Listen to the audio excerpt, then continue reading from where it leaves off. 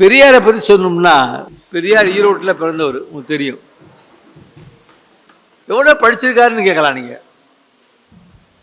4ஆம் கிளாஸ்.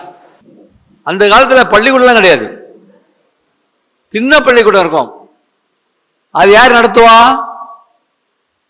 பாப்பா தான் நடத்துவான். அவனால படிச்சவன். என்ன நினைச்சியா? ஒரு நாள் தண்ணி அப்படிதான் சொல்லுவாங்க, தண்ணி குடிக்கணும்னு கேட்டிருக்காரு.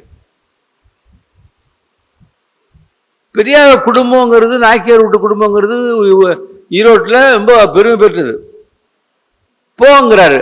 அப்புறம் இங்க வாங்க, நீ நாய்க்கியார் வீட்டு பையன் இல்லை, கண்ட இடத்துல தண்ணி குடிச்சிடக்கூடாது. நல்லா கவனிங்க, கண்ட இடத்துல தண்ணி குடிச்சிடாத. நம்ம ஆற்றுல போய், ஆற்றுலன்னா ஆற்றுல ரிவரில் இல்லை, ஆற்றுலன்னா யார் சொல்லுவா? ஐயர் தான் சொல்லுவாங்க. ஆற்றுல போய் குடிச்சிடுவான்னு.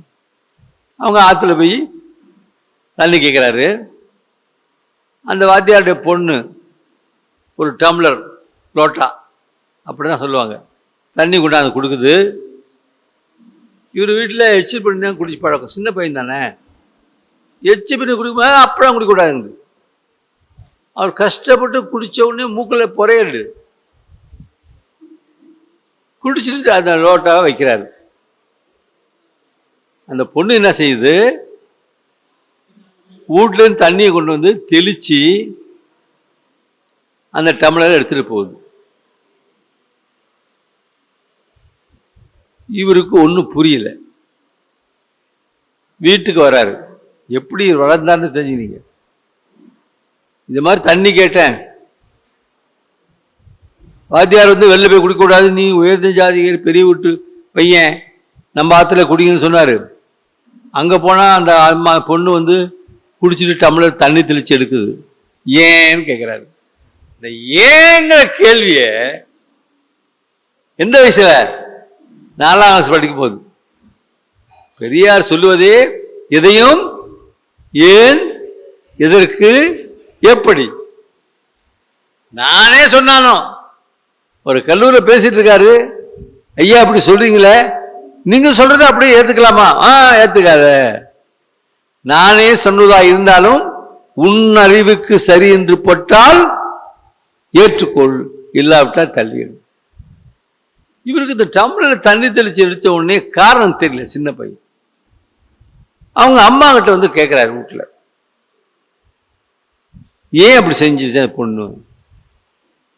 அவங்க உசந்த ஜாதி, நம்மெல்லாம் அவங்க கீழே சூத்திரர்கள். பிராமணர்கள்லாம் யாரு? பிரம்மாவுடைய நெற்றியில் பிறந்தவர்கள்.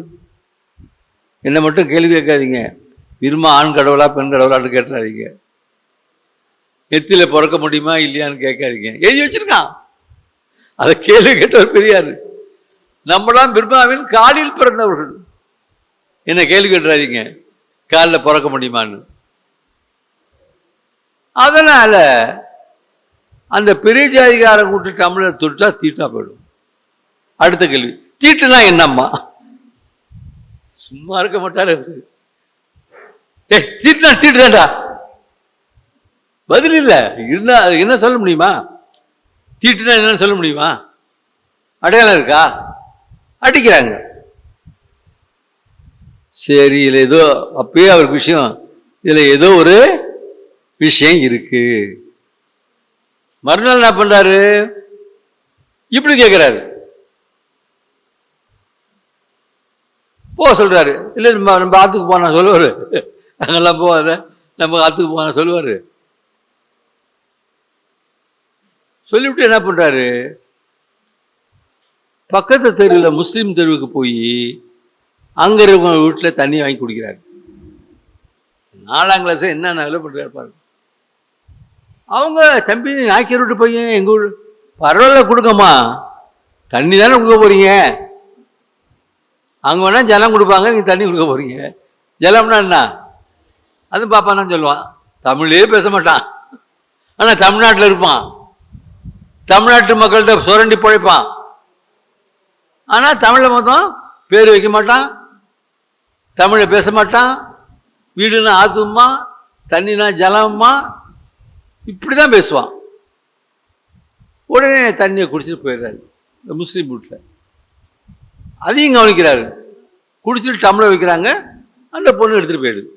அது தண்ணி தெளிக்க ஒன்றும் செய்யலை. அவருடைய சிந்தனை குதிரை புறப்பட்டு விட்டது. 4ஆம் வகுப்புலேயே அவருடைய சிந்திக்கும் திறன் ஆரம்பிச்சிருச்சு. அப்புறம் என்னாச்சு, எல்லா ஜாதின்னு சொல்லக்கூடிய, தாழ்ந்த ஜாதி அந்த ஜாதின்னு சொல்லக்கூடிய எல்லாரும் நண்பர்கள். இது அவனுடைய பெற்றோர்களுக்கு தெரிவிக்கிறாங்க.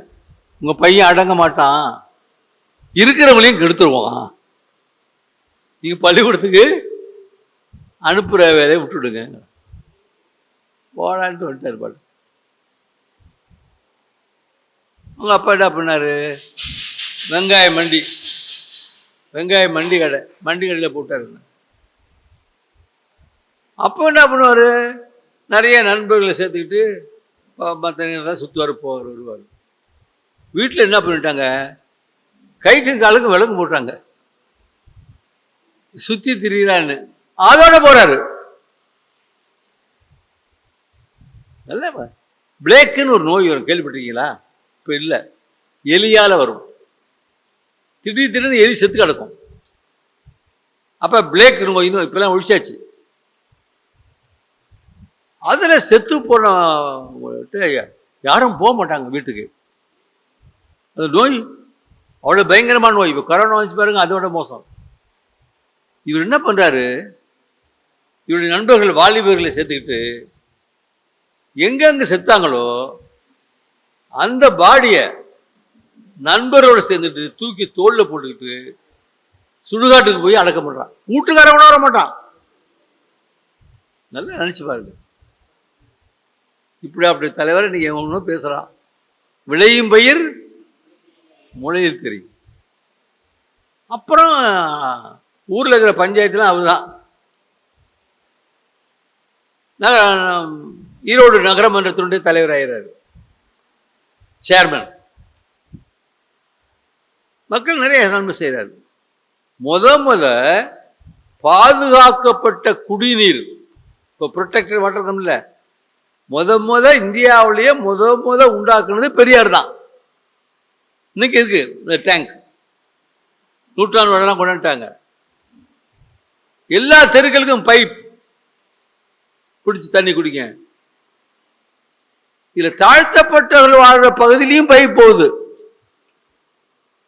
ஆனா உயர்ந்த ஜாதிகள் என்ன பண்றான், இந்த தாழ்த்தப்பட்ட ஜாதிக்காரங்க பைப்ல தான் போகுது தண்ணி, அது தீட்டாயிடுமா. இவங்க அம்மாவே சொல்றாங்க, போய் தண்ணி பிடிக்கிறது முந்தி அதுக்கு பூ போட்டு கும்பிட்டு. ஆனா அதை பத்தி அவர் கவலைப்படல. கொங்க பரத்தெருன்னு ஒரு பேர் இருக்குங்க. வந்த உடனே திருவள்ளுவர் தெருன்னு மாத்தினாரு. இல்லை எப்ப அந்த இளம் வயசுல ஊர்ல இருக்கிற எல்லா நல்லது கெட்டதும் பெரியதா இருப்பார்.